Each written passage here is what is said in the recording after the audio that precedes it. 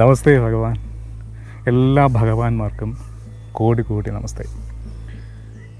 എല്ലാവർക്കും സുഖമാണെന്ന് വിശ്വസിക്കുന്നു.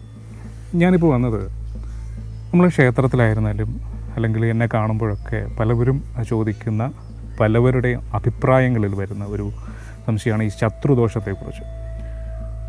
അപ്പോൾ പലപ്പോഴും സങ്കടത്തോടെയൊക്കെ ചോദിക്കാറുണ്ട്, തിരുമേനി ശത്രുദോഷം പൂർണ്ണമായിട്ടും മാറാനുള്ള വഴിയൊന്നുമില്ലേ? മുട്ടറക്കുന്നു, ശത്രുദോഷത്തിനായിട്ട് പുഷ്പാഞ്ജലികൾ ചെയ്യുന്നു ഒക്കെ.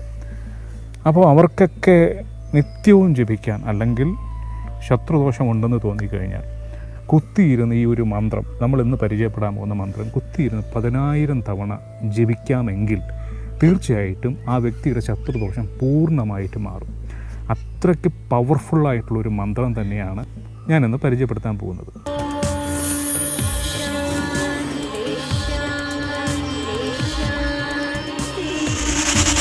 അതായത് ഈ ഒരു മന്ത്രം ജപിച്ചു കഴിഞ്ഞാൽ നിങ്ങൾക്ക് ജീവിതത്തിൽ ശത്രുദോഷം ഉണ്ടാവുകയേയില്ല.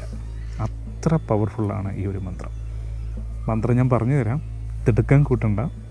ഈ ഒരു മന്ത്രം ജപിച്ച് സിദ്ധി വരുത്തണം എന്ന് താല്പര്യമുള്ളവരാണെന്നുണ്ടെങ്കിൽ ഇതിൻ്റെ ഈർഷി ഛന്ദസ്സൊക്കെ മനസ്സിലാക്കി ധ്യാനത്തോടും വ്രതത്തോടും കൂടി ഈ ഒരു മന്ത്രം 1,00,000 ഈ മന്ത്രം ജപിക്കേണ്ടത്. ജപിച്ചതിന് ശേഷം പ്ലാശിൻ ചമതയോ പൂവോ 10,000 പ്രാവശ്യമാണ് ഹോമിക്കേണ്ടത്. അങ്ങനെ ചെയ്തു കഴിഞ്ഞാൽ ഈ മന്ത്രം സിദ്ധിയായി മാറും. സിദ്ധിയായി മാറിക്കഴിഞ്ഞാൽ പ്രത്യേകിച്ച് നമ്മൾ പറയേണ്ട കാര്യമില്ല, അല്ലേ? എല്ലാവർക്കും അറിയാവുന്നുള്ള കാര്യമാണ്. ശത്രു സംഹാരത്തിന് അല്ലെങ്കിൽ ശത്രുദോഷത്തിനൊക്കെ വേണ്ടി ജപിക്കുകയാണ് അല്ലെങ്കിൽ ജപിക്കാൻ തയ്യാറെടുക്കുന്ന വ്യക്തികളാണെങ്കിൽ ഈ ഒരു വീഡിയോ അവർക്ക് ഷെയർ ചെയ്ത് കൊടുക്കുക.